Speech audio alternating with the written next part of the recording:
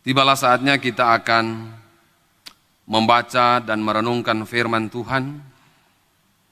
Dan pembacaan Alkitab kita di minggu yang kedua di bulan Mei 2020 terdapat dalam Ratapan 3 ayat 44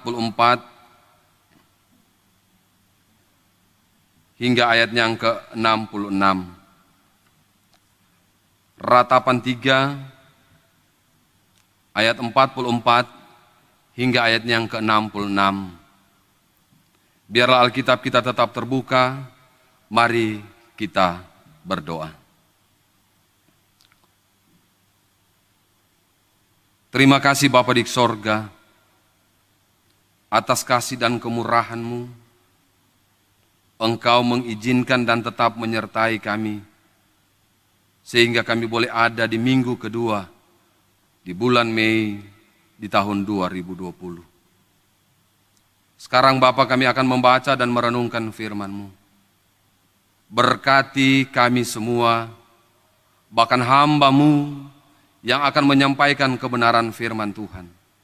Sehingga kebenaran firman Tuhan ini akan menuntun perjalanan kehidupan kami yang Tuhan anugerahkan bagi kami.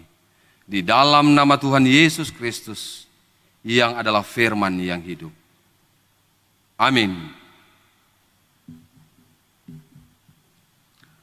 Ratapan pasal 3 ayat 44 hingga ayat yang ke-66. Demikian firman Tuhan.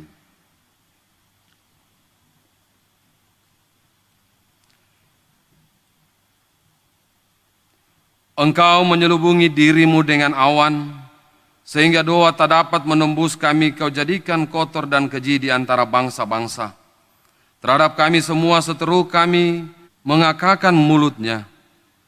Kejut dan jerat menimpa kami, kemusnahan dan kehancuran. Air mataku mengalir bagaikan batang air, karena keruntuhan putri bangsaku. Air mataku terus-menerus bercucuran, dengan tak henti-hentinya. Sampai Tuhan memandang dari atas dan melihat dari sorga.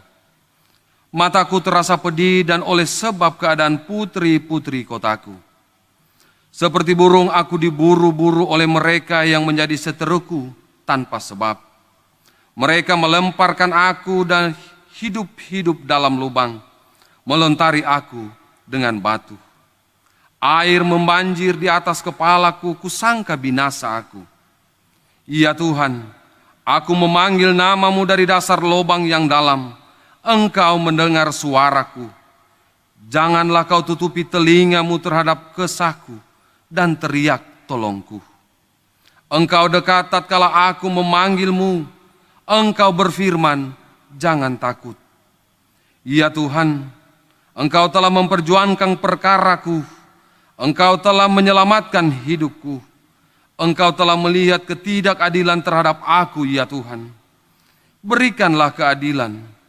Engkau telah melihat segala dendam mereka, segala rancangan mereka terhadap aku. Engkau telah mendengar cercaan mereka, ya Tuhan, segala rancangan mereka terhadap aku. Percakapan orang-orang melawan aku dan rencana mereka terhadap aku sepanjang hari. Amatilah duduk bangun mereka. Aku menjadi lagu ejekan mereka. Engkau akan mengadakan pembalasan terhadap mereka, ya Tuhan, menurut perbuatan tangan mereka. Engkau akan mengeraskan hati mereka, kiranya kutuk-Mu menimpa mereka. Engkau akan mengejar mereka dengan murka dan memunahkan mereka dari bawah langit, ya Tuhan. Salam sejahtera dari Tuhan kita Yesus Kristus. Shalom. Pertama-tama kita mengucap syukur kepada Tuhan. Oleh karena kasih dan kemurahan-Nya, sehingga Dia izinkan untuk ada di minggu kedua di bulan Mei tahun 2020. Jemaat yang diberkati oleh Tuhan kita Yesus Kristus, Kita patut bersyukur, kenapa? Karena tanpa terasa sudah 2 bulan lebih kita ada dalam situasi pandemi COVID-19 atau yang kita sebut lazim kita ucapkan corona. Tetapi kasih setia Tuhan tidak meninggalkan kita, tetapi justru sebaliknya, penyertaan yang sempurna terus kita nikmati dalam kehidupan kita. Jemaat yang diberkati oleh Tuhan kita Yesus Kristus, sedikit saya menceritakan kenapa sampai kita peratapan, terutama yang kita baca pada saat ini ada. Itu dilatar belakangi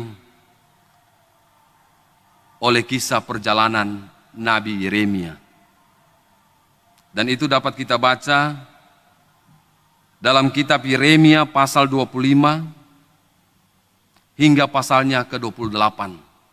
Di situ dengan jelas ketika sebentar kita baca nanti di rumah, menginformasikan bagaimana pelayanan, pemberitaan firman Tuhan, nubuatan yang akan terjadi dalam kehidupan bangsa Israel bagi kehidupan bangsa Israel ketika mereka tidak bertobat. Dan pada ayat 6 dan 7, khususnya di pasal 25 di situ, saya membacakannya. Juga janganlah kamu mengikuti Allah lain untuk beribadah dan sujud menyembah kepadanya. Janganlah kamu menimbulkan sakit hatiku dengan buatan tanganmu, supaya jangan aku mendatangkan malapetaka kepadamu. Ayat yang ke-7. Tetapi kamu tidak mendengarkan aku, demikianlah firman Tuhan, sehingga kamu menimbulkan sakit hatiku dengan buatan tanganmu untuk kemalanganmu sendiri. Sakit hatiku di situ K-nya itu huruf besar, menandakan Tuhan. Jadi itu yang sedikit yang melatar belakangi kenapa kitab ratapan ini ada. Nah, jemaatku yang diberkati oleh Tuhan kita Yesus Kristus, kalau kita sudah mengerti apa yang menjadi latar belakang, sebagian kecil saja ya, sehingga ada penulisan kitab ratapan ini, maka dari ayat 52 sampai 54 dan ayat 59 sampai dengan 63 pembacaan kita saat ini adalah mau menceritakan realita kehidupan yang terjadi dalam kehidupan Nabi Yeremia ketika Tuhan memakai dia untuk mengingatkan bangsa Israel. Ini bisa terjadi karena kenapa? Oleh karena keras kepalanya, keangkuhan mereka, serta kedegilan hati umat Israel. Bahkan kalau kita orang baca dalam Yeremia pasal 25 hingga pasalnya yang ke-28, sebelum Nabi Yeremia dipakai Tuhan, nabi-nabi sebelumnya sudah mengingatkan kehidupan bangsa Israel. Toh mereka masih mengeraskan hati mereka. Mereka masih melakukan pola-pola hidup yang tidak berkenan kepada Tuhan. Yang menjadi pertanyaan bagi kita orang sekarang adalah, apakah ungkapan Nabi Yeremia dalam ayat 52 sampai dengan 54 dan 59 dan 63 masih menjadi bagian dalam realita kehidupan kita? Dalam keluarga kita, dalam pelayanan kita, dalam pekerjaan kita, dalam situasi apapun yang Tuhan izinkan kita ada. Ataukah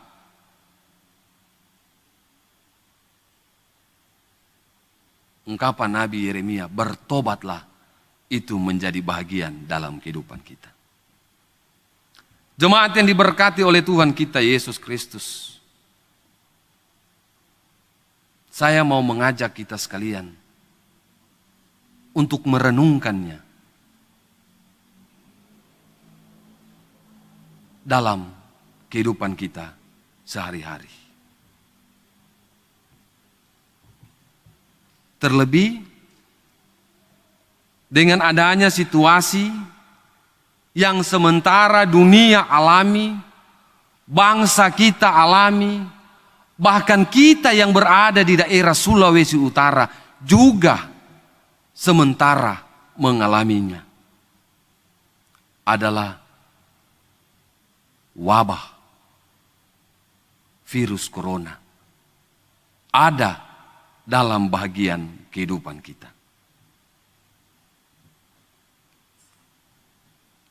Jemaat yang diberkati oleh Tuhan kita Yesus Kristus. Juga lewat bacaan kita saat ini, mari bersama-sama kita melihat kebaikan Tuhan atas kehidupan kita. Seperti saya uraikan tadi, mari kita merenungkan, apakah saya dan saudara jemaat sekalian sudah melakukan yang terbaik bagi sesama kita, terlebih untuk kemuliaan nama Tuhan, ataukah sebaliknya? Saya mau mengambil contoh simpel saja. Tidak usah contoh yang jauh-jauh. Pemerintah adalah wakil Tuhan. Ingat baik-baik, pemerintah adalah wakil Tuhan. Dalam masa pandemi COVID-19 atau virus corona ini menjadi bahagian dalam kehidupan kita, apa yang menjadi anjuran pemerintah? Yang pertama, cuci tangan. Kita diajar untuk bersih-bersih diri. Yang kedua, jaga jarak. Atau yang lebih keren bahasa kalau kita orang dengar, social distancing. Yang ketiga, menggunakan masker. Dan yang keempat adalah kerja di rumah atau belajar di rumah. Apakah kita patuh? Puji Tuhan. Jemaat KGPM Sidang Mesias Ranumut setiap baku dapat dengan kita di jalan menggunakan masker. Tetapi kalau nyanda tolong pakai, karena virusmu bukan untukku. Tetapi ketika kita melihat realita kenyataan dalam aktivitas sehari-hari, masih banyak yang tidak menggunakan masker, masih banyak yang tidak melakukan bersih diri. Jadi ini boleh heran. Kalau dari hari ke hari, tak tambah satu, tak tambah dua, tak tambah tiga, bahkan secara nasional bermain di angka 85 sampai 125 per hari. Artinya apa? Kita masih belum patuh terhadap anjuran pemerintah. Itu hal-hal kecil. Bagaimana dengan kita orang juga yang sekarang ini? Ketika Tuhan izinkan sementara waktu kita beribadah di rumah masing-masing, apakah kita mengikuti anjuran dari pucuk pimpinan Majelis Gembala KGPM, bahkan BPS, PMS, KGPM Sidang Mesias Ranumut, untuk sementara waktu kita beribadah di rumah? Atau jangan-jangan kita terinabobokan dengan waktu dan situasi, sehingga ucapan, nanti Jo, sabantar. Sampai matahari so terbenam, sabantar belum selesai. Jemaat yang diberkati oleh Tuhan kita Yesus Kristus.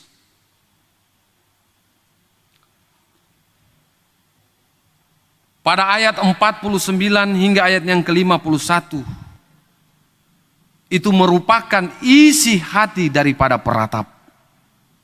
Isi hati daripada Yeremia yang disampaikan kepada Tuhan. Kiranya ketika kita juga ada dalam pergumulan, kita juga mau meratapi akan keberadaan kehidupan kita. Sehingga pengampunan daripada Tuhan tidak menjadi sia-sia, tetapi menjadi berkat dalam kehidupan kita. Ayat yang ke-55 sampai dengan ke-58 itu merupakan kasih dan penyertaan Tuhan yang senantiasa menjadi bahagian dari kehidupan Nabi Yeremia. Ada ungkapan ketika dia meminta apa, dia bilang, Tuhan bilang, jangan takut. Kiranya itu juga yang menjadi bahagian dalam trompet kehidupan. Karena kita tidak mungkin tidak beraktivitas dalam hari-hari, dalam setiap hari. Kita tidak mungkin juga terhindar dari namanya itu virus corona. Yang menjadi pertanyaan bagi kita adalah, ketika itu menjadi bagian dalam trompet kehidupan, nyanda usah takut. Kenapa? Karena Tuhan pasti menjaga, melindungi dan memberkati. Asalkan kita berharap dan setia kepadanya. Nabi Yeremia sendiri meyakini dan mengimani akan kasih dan kebaikan Tuhan atas kehidupannya. Ini tergambar dalam ayat 57.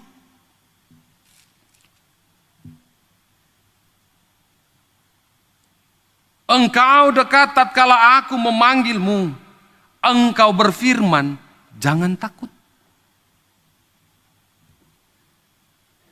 Sehingga walaupun kehidupan bangsa Israel mengabaikan apa yang telah dinubuatkan Tuhan lewat Nabi Yeremia,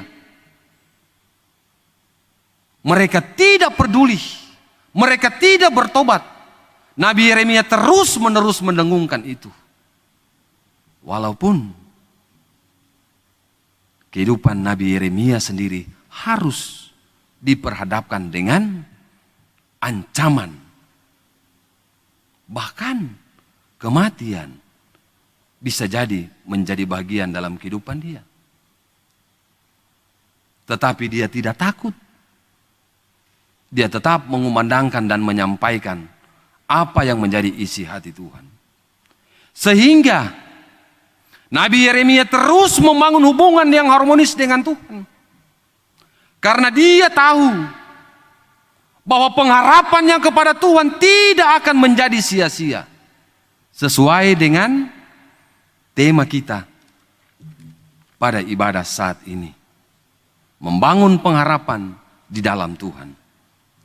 Kiranya itu juga yang menjadi bagian dalam kehidupan kekristenan kita. Kita terus membangun hubungan yang harmonis dengan Tuhan sekalipun kita diperhadapkan dengan pergumulan. Jangan sampai keputusasaan, keraguan, kebimbangan menjadi bagian dalam kehidupan kita. Sehingga kita lupa siapa sebenarnya sang pemilik kehidupan ini. Kita bernapas karena siapa? Kita boleh umur panjang, kita boleh ada dalam persekutuan karena siapa? Jemaat yang diberkati oleh Tuhan kita Yesus Kristus.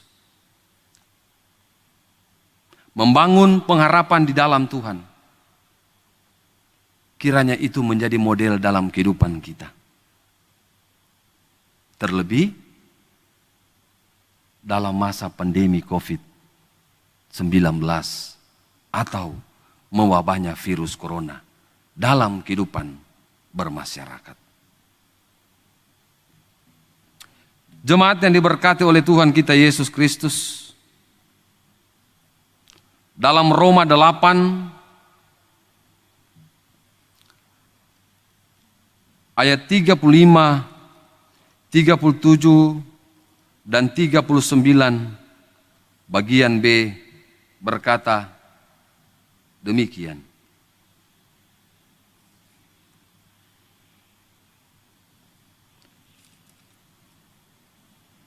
Roma pasal 8 ayat 35, 37 dan 39b berkata demikian. Siapakah yang akan memisahkan kita dari kasih Kristus?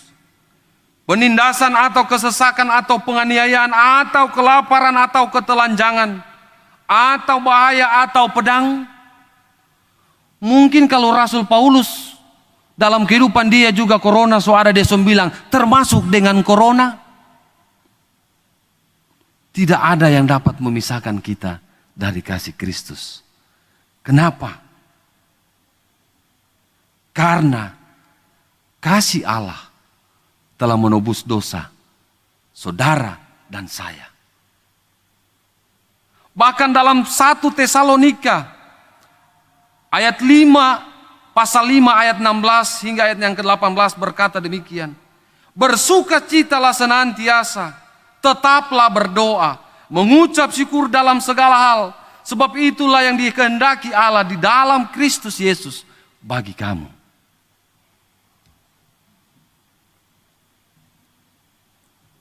Mengucap syukurlah dalam segala hal, karena tidak ada yang dapat memisahkan kita dari kasih Kristus. Bahkan pergumulan apapun itu.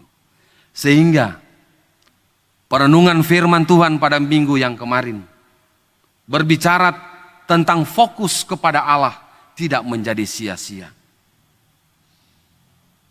Ayat yang ke-22 hingga 23 berkata demikian. Tak berkesudahan kasih setia Tuhan, tak habis-habisnya rahmat-Nya, selalu baru tiap pagi, besar kesetiaan. Berlaku bagi anak-anak Tuhan yang tahu mengucap syukur kepada Tuhan, yang selalu berdoa kepada Tuhan dan meminta pertolongan kepada Tuhan. Tuhan memberkati kita sekalian. Amin.